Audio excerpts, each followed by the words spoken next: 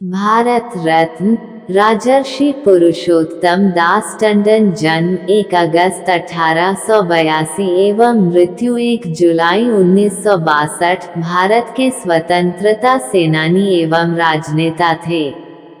वे भारतीय राष्ट्रीय आंदोलन के अग्रणी पंक्ति के नेता तो थे ही, समर्पित राजनयिक, हिंदी के अनन्य सेवक, कर्मठ पत्रकार, तेजस्वी वक्ता और समाज सुधारक भी थे।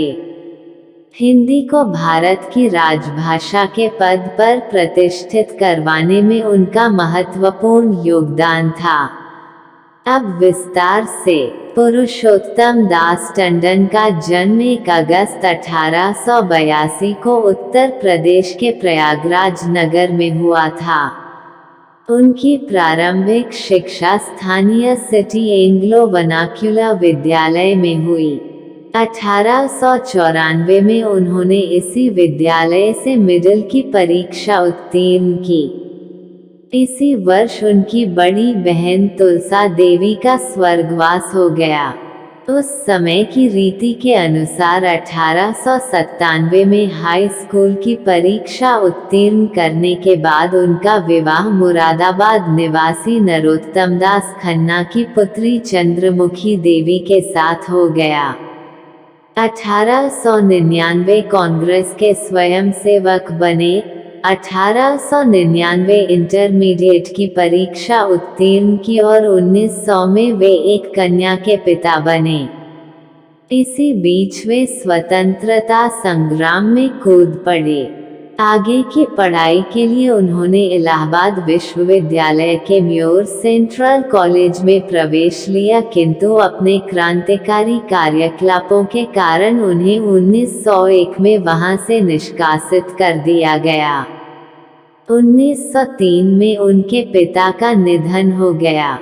इन सब कठिनाइयों को पार करते हुए उन्होंने 1904 में B.A. कर लिया। 1905 से उनके राजनीतिक जीवन का प्रारंभ हुआ।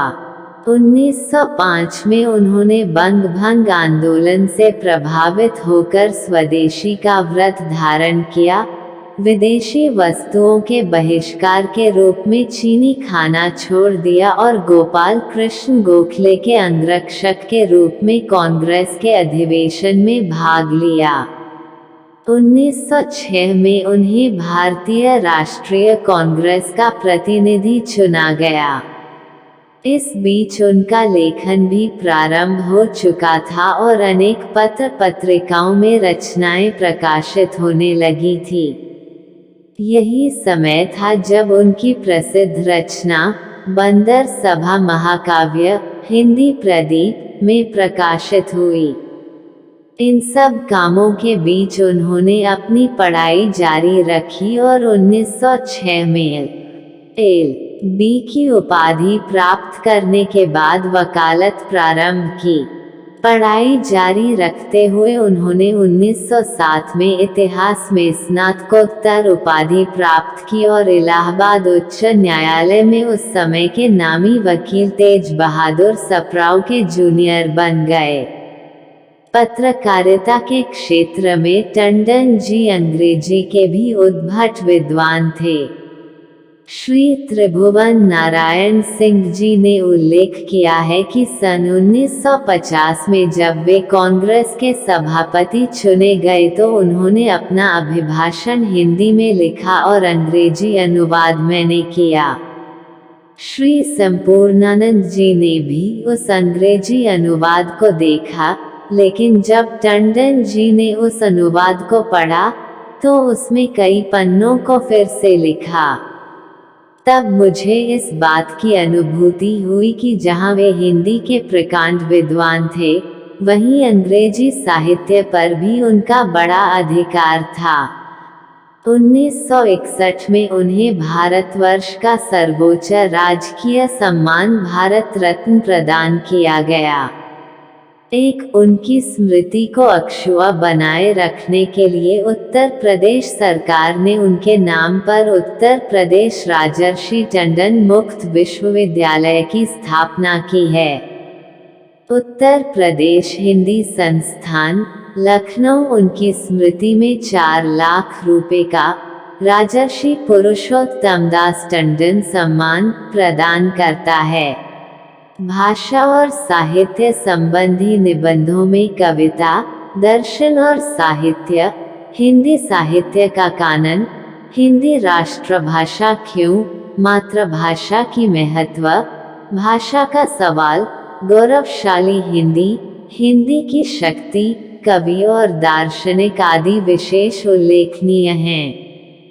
धर्म और संस्कृति संबंधी निबंधों में भारतीय संस्कृति और कुंभ मेला, भारतीय संस्कृति संदेश तथा अन्य निबंधों में लोक कल्याणकारी राज्य, धन और उसका उपयोग, स्वामी विवेकानंद और सरदार वल्लभ भाई पटेल आदि अति महत्वपूर्ण हैं। भारत रत्न राजर्षि पुरुषोत्तम दास टंडन जी के जीवन से संबंधित कुछ तिथियां और घटनाएं इस प्रकार हैं। 1888 1 अगस्त इलाहाबाद में जन्म। 1890 सिटी एंग्लो वर्नाक्युलर विद्यालय में प्रवेश। 1892 राधा स्वामी मत का उपदेश लिया। 1894 मिडिल परीक्षा उत्तीर्ण की। 1894 अग्रजा तुलसा देवी का स्वर्गवास। 1897 हाई स्कूल। 1897 नरोत्तम दास खन्ना मुरादाबाद नगर निवासी की सुपुत्री चंद्रमुखी देवी के साथ पाणिग्रहण संस्कार। 1899 कांग्रेस के स्वयंसेवक बने। 1899 इंटरमीडिएट। 1900 प्रथम संतति कन्या की प्राप्ति। 1901 म्योर सेंट्रल कॉलेज से निष्कासित। 1903 पिता श्री सालिग्राम जी का निधन। 1904 B0A0। 1905 राजनीतिक जीवन का प्रारंभ। 1905 बंग भंग आंदोलन से प्रभावित होकर स्वदेशी का व्रत धारण किया। 1905 गोपाल कृष्ण गोखले के अंगरक्षक के रूप में कांग्रेस के अधिवेशन में भाग लिया। 1905 बंदर सभा महाकाव्य नामक व्यंग्य कविता हिंदी प्रदीप में प्रकाशित। 1905 विदेशी वस्तुओं के बहिष्कार के रूप में चीनी खाना छोड़ दिया। 1906 भारतीय राष्ट्रीय कांग्रेस के प्रतिनिधि चुने गए। 1906 LLB। 1907 M0A0 इतिहास। 1907 चमड़े का जूता पहनना छोड़ दिया। 1908 हाईकोर्ट में सर तेज बहादुर सप्राउ के जूनियर रहकर वकालत प्रारंभ की।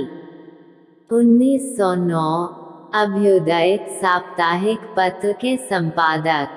1910 10 अक्टूबर को हिंदी साहित्य सम्मेलन की स्थापना और मालवीय जी की अध्यक्षता में अधिवेशन, जिसमें टंडन जी को सम्मेलन का प्रथम प्रधानमंत्री चुना गया। 1910 मर्यादा मासिक पत्रिका के संपादक। 1911 इलाहाबाद में हिंदी साहित्य सम्मेलन का द्वितीय अधिवेशन करवाया। 1914 लखनऊ में हिंदी साहित्य सम्मेलन का द्वितीय अधिवेशन करवाया। पं श्रीधर पाठक उस अधिवेशन के अध्यक्ष थे। 1914 नाभा रियासत के विदेश मंत्री नियुक्त हुए। 1915 इलाहाबाद में हिंदी साहित्य सम्मेलन का द्वितीय अधिवेशन करवाया। 1916 जबलपुर में हिंदी साहित्य सम्मेलन का द्वितीय अधिवेशन। 1918 नाभा रियासत की नौकरी से त्यागपत्र दे दिया। 1918 22 दिसंबर हिंदी विद्यापीठ प्रयाग की स्थापना की। 1918 टंडन जी के प्रयास से हिंदी साहित्य सम्मेलन का इंदौर में अधिवेशन हुआ, जिसके अध्यक्ष महात्मा गांधी थे। 1919 इलाहाबाद म्यूनिसिपैलिटी बोर्ड के चेयरमैन। 1919 24 अक्टूबर किसान सभा स्थायी समिति की बैठक के सभापति। 1919 किसान पुस्तक माला का संकलन एवं प्रकाशन। 1920 पटना में अखिल भारतीय हिंदी साहित्य सम्मेलन का 10वां अधिवेशन करवाया। 1920 असहयोग आंदोलन में गांधी जी के आह्वान पर हाईकोर्ट की वकालत छोड़ दी। 1921 सत्याग्रह आंदोलन में भाग लेने के कारण 18 माह का कारावास। ये टंडन जी की पहली जेल यात्रा थी। 1921 कांग्रेस स्वयंसेवक दल के प्रथम संयोजक बने। 1921 इलाहाबाद की मेला तहसील के मेले में विदेशी वस्त्रों की होली जलाई। 1921 से 22 नमक का परित्याग। 1922 एक राजाज्ञा द्वारा चेयरमैनशिप से हटाया गया। 1923 पुनः म्यूनिसिपल बोर्ड के चेयरमैन नियुक्त हुए। 1923 चेयरमैनशिप से त्यागपत्र दे दिया। 1923 हिंदी साहित्य सम्मेलन कानपुर में 13वें अधिवेशन के अध्यक्ष। 1923 गोरखपुर में प्रांतीय कांग्रेस अधिवेशन के अध्यक्ष चुने गए। 1923 उत्तर प्रदेश कांग्रेस कमेटी के अध्यक्ष। 1923 हिंदी साहित्य सम्मेलन की खपरल की इमारत बनाकर कार्यालय स्थापित किया। 1924 दिल्ली में हिंदी साहित्य सम्मेलन का अधिवेशन कराया। 1925 पंजाब नेशनल बैंक के मैनेजर पद पर नियुक्त हुए। 1926 लाला लाजपत राय के आग्रह से सर्वेंट्स ऑफ पीपल्स सोसाइटी में सम्मिलित हुए। 1928 पंजाब नेशनल बैंक के मैनेजर पद से त्यागपत्र दे दिया। 1928 बड़े दामाद की बस दुर्घटना से मृत्यु। 1929 लोक सेवा मंडल के अध्यक्ष। 1929 बैंक की नौकरी छोड़ दी। 1930 26 जनवरी महात्मा गांधी के नेतृत्व में प्रथम स्वतंत्रता दिवस मनाया। 1930 केंद्रीय किसान संगठन की स्थापना की। 1930 हृदय रोग से ग्रस्त घोषित किए गए। 1930 बस्ती में बाबू शिव प्रसाद गुप्त और आचार्य नरेंद्र देव के साथ पकड़े गए। 13 माह की सख्त कैद और जुर्माना हुआ। 1930-32 टंडन जी के नेतृत्व में किसानों ने सरकार को लगान देना बंद कर दिया। 1931 29 दिसंबर इलाहाबाद में एक सार्वजनिक सभा का आयोजन हुआ, जिसमें टंडन जी को गिरफ्तार कर नैनी जेल भेज दिया गया। 1931 गोंडा जेल में किसान आंदोलन के सिलसिले में पुनः पकड़े गए। 1931 नैनीताल में किसानों की दयनीय दशा पर एक वक्तव्य दिया। 1931 दूसरी कन्या का विवाह। 1932 सत्याग्रह आंदोलन में भाग लिया। 1932 गोरखपुर जेल में बंद किए गए।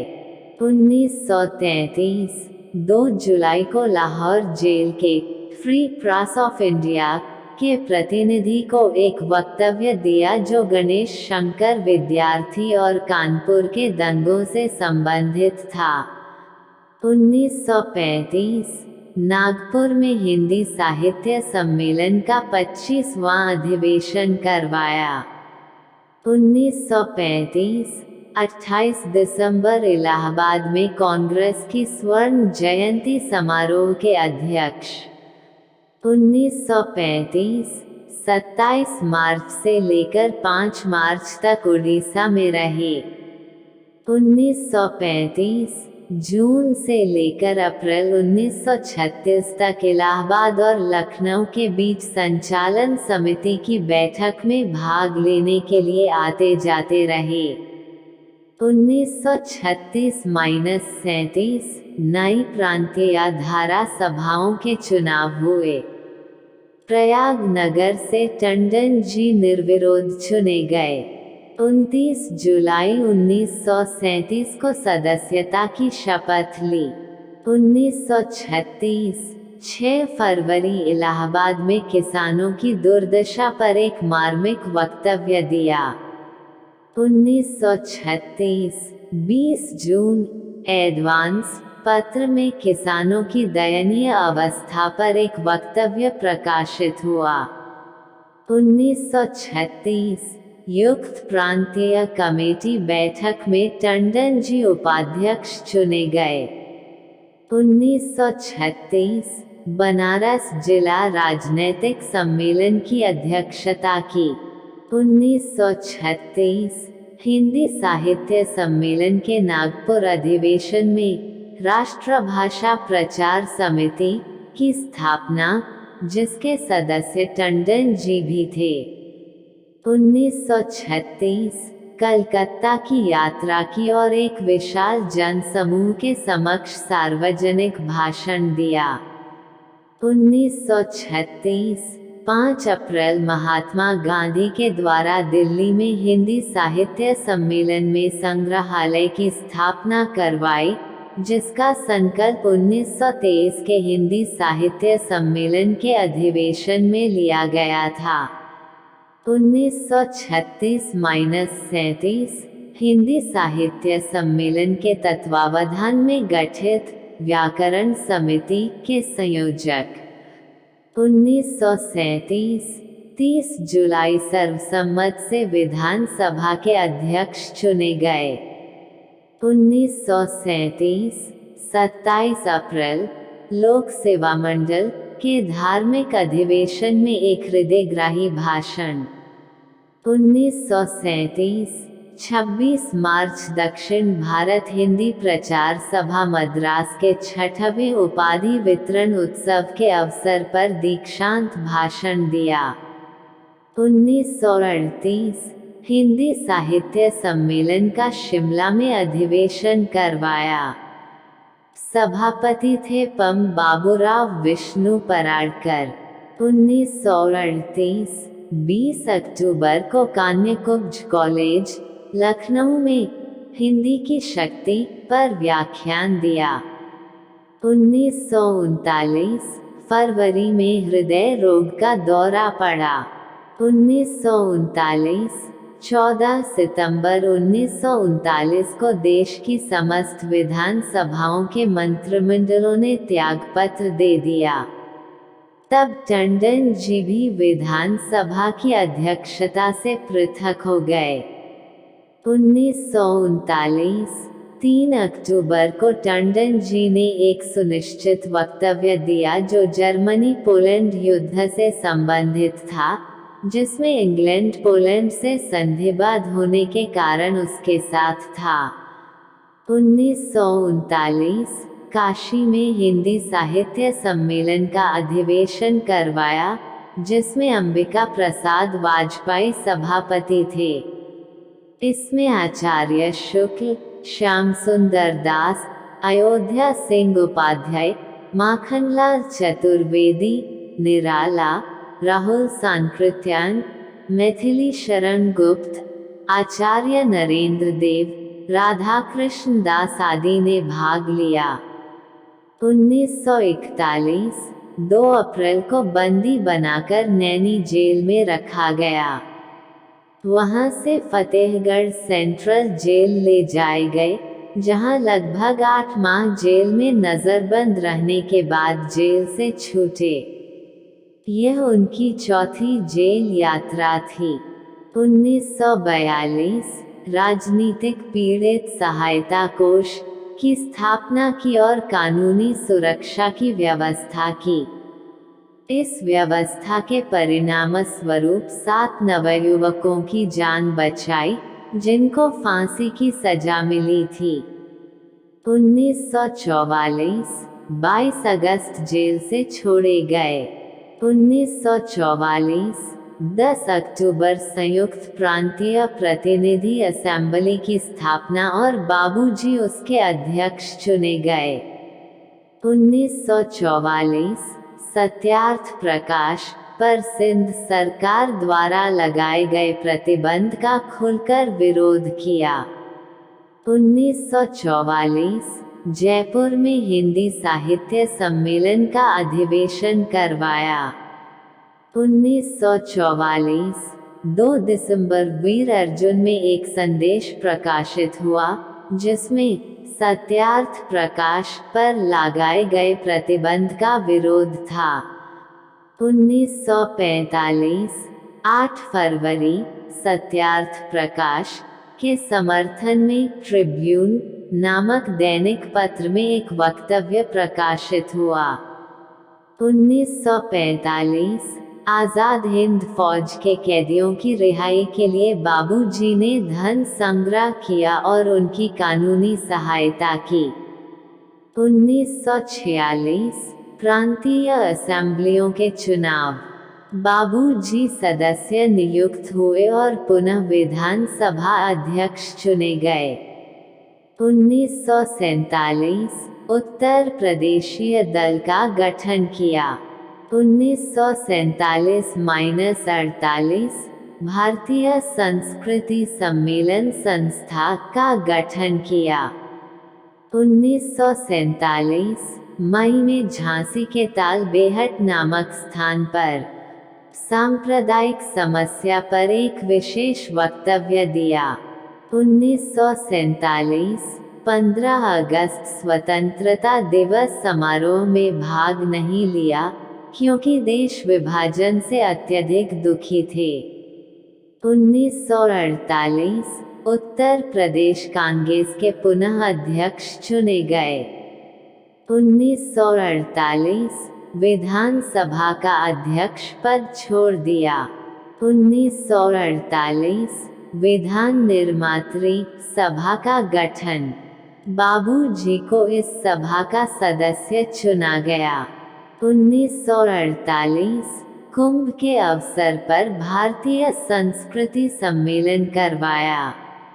1948 15 अप्रैल पवित्र सरयू नदी के तट पर संत देवरहा बाबा द्वारा राजर्षि की उपाधि से विभूषित। 1948 कांग्रेस अध्यक्ष पद के लिए पट्टाभी सीतारमैया से हारे। 1949 भारतीय संविधान सभा की बैठक हुई, जिसमें टंडन जी के प्रयासों के कारण संविधान सभा ने देवनागरी लिपि एवं हिंदी को मान्यता दी। 1950 आचार्य कृपलानी के विरुद्ध नासिक कांग्रेस के अध्यक्ष मनोनीत हुए। 1950 14 मई को सोरो शुक्र क्षेत्र की यात्रा कर वहां के प्राचीन स्थलों के दर्शन किए। 1951 कांग्रेस के अध्यक्ष पद से त्यागपत्र दे दिया। 1951 17 फरवरी मुजफ्फरपुर सुहृद संघ के वार्षिकोत्सव के अवसर पर टंडन जी ने इस मंतव्य का वक्तव्य दिया कि मैंने हिंदी के पक्ष को सबल करने के लिए ही कांग्रेस जैसी संस्था में प्रवेश किया है। 1952 इलाहाबाद से लोकसभा के सदस्य चुने गए। 1953 उड़ीसा का राज्यपाल बनना अस्वीकार कर दिया। 1953 20 मई अखिल भारतीय आयुर्वेद शास्त्र चर्चा परिषद के द्वितीय अधिवेशन की अध्यक्षता की। 1954 2 जनवरी को बांदा में हिंदी साहित्य सम्मेलन का अधिवेशन करवाया। 1954 16 फरवरी राज्य शासन विधेयक पर हिंदी के संबंध में भाषण। 1954 27 मार्च शिक्षा मंत्रालय के अनुदान पर भाषण जिसमें हिंदी की भरपूर वकालत की गई। 1955 2 मार्च को उत्तर प्रदेश भूदान यज्ञ समिति के अध्यक्ष के रूप में एक वक्तव्य प्रकाशित कराया। 1955 26 मई को विंध्य प्रादेशिक हिंदी साहित्य सम्मेलन के छतरपुर अधिवेशन का उद्घाटन किया। 1956 उत्तर प्रदेश से राज्यसभा के लिए चुने गए। 1956 3 मई संसदीय विधिक और प्रशासनिक शब्दों के संग्रह हेतु गठित समिति के सभापति नियुक्त हुए। 1960 संसद की सदस्यता से त्यागपत्र। 1960 23 अक्टूबर प्रयाग में एक वृहद अभिनंदन समारोह जिसमें आपको डॉक्टर राजेंद्र प्रसाद द्वारा अभिनंदन ग्रंथ भेंट किया गया। 1961 26 अप्रैल भारत सरकार द्वारा भारत रत्न की उपाधि से विभूषित किया गया। 1962 टंडन जी के प्रयासों से केंद्रीय सरकार ने हिंदी साहित्य सम्मेलन को राष्ट्रीय महत्व की संस्था घोषित किया। 1962 1 जुलाई प्रातः 10:05 पर प्रयाग में पंचतत्व में विलीन।